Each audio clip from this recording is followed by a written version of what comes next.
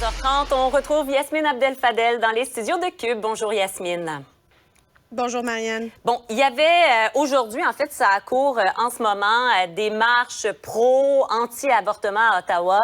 Notre collègue Olivier Ferron-Boissé était sur place il y a quelques instants. Il y a, également Justin Trudeau qui a accusé les conservateurs de tenter de rouvrir la question de l'avortement avec ce projet de loi présenté par une députée. Yasmine, en 2023, est-ce que ça te décourage qu'on en soit encore là? Oui, c'est décourageant. C'est décourageant de voir que les droits des femmes sont toujours fragiles, En fait, il faut toujours rester aux aguets parce qu'il va toujours y avoir quelqu'un qui va essayer de faire reculer les droits des femmes qui ont été très chèrement payés par celles qui se sont battues pour qu'on puisse avoir le droit de vote, pour qu'on puisse être émancipé, pour qu'on puisse pouvoir travailler, pour qu'on puisse être partout où on est, pour qu'on puisse disposer de notre corps comme on le souhaite. Et c'est juste nous qui avons à prendre ces décisions-là, personne d'autre. Et on voit toujours qu'il y a des personnes, pour toutes sortes de raisons, qu'elles soient religieuses ou autres, qui veulent venir nous ramener des années, des décennies en arrière.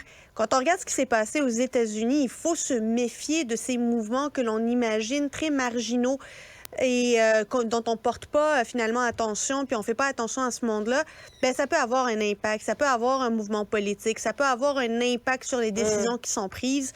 On a vu la Cour suprême américaine renverser Roe v. Wade.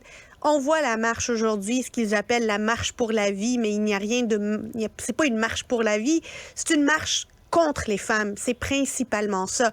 Lorsqu'on marche pour interdire ou encadrer l'avortement au Canada, c'est que l'on marche contre le droit des femmes de disposer de leur corps. Il faut mettre les bons mots où ça compte. L'avortement, là, il n'y a personne qui va obliger quelqu'un à avorter. Tu veux pas avorter, avorte pas, c'est ton droit le plus absolu. Mais il faut que tu aies le choix. Si tu veux avorter, il faut avoir accès à des services sécuritaires partout sur le territoire canadien qui puissent te garantir ce droit-là. Si tu ne veux pas avorter, il faut que tu aies accès à des services pour mener ta grossesse à bien. C'est ça la beauté d'une démocratie. C'est ça la beauté d'une société qui respecte les femmes et qui respecte leur intelligence de faire des choix pour elles-mêmes. Un qui a dit être heureux de la tournure que ça prend, cette question de l'avortement aux États-Unis, c'est Donald Trump, hier, qui a été, faut dire, fidèle à lui-même. On va écouter ensemble un extrait, Yasmine, à CNN, évidemment, avec cette modératrice. Why you held on to those documents when you knew the federal government was seeking them and then had given you a subpoena to return them? Are you ready? Are you ready? Can I talk? Yeah, what's you the mind? answer? Do you mind? I would like for you to answer the question. Okay, it's very simple to answer. That's why I asked it. It's very simple to... You're a nasty person, I'll tell you. Yasmine, surréaliste. J'allais dire, je disais qu'il était fidèle à lui-même, mais est-ce qu'il a tout de même réussi à t'étonner? En fait, non et oui, c'est drôle parce que je me disais, il y a une opportunité ici, il est chez CNN, il pourrait, s'il va chez CNN, c'est parce qu'il veut parler à cet électorat indécis, quelque part au milieu, qu'il veut aller chercher pour essayer de se garantir les prochaines élections. J'essayais d'y voir une démarche politique, une démarche stratégique. Mais il a juste profité de son arrivée à CNN pour dire la même chose qu'il fait sur Fox News et sur tous les autres médias où il a l'habitude d'aller.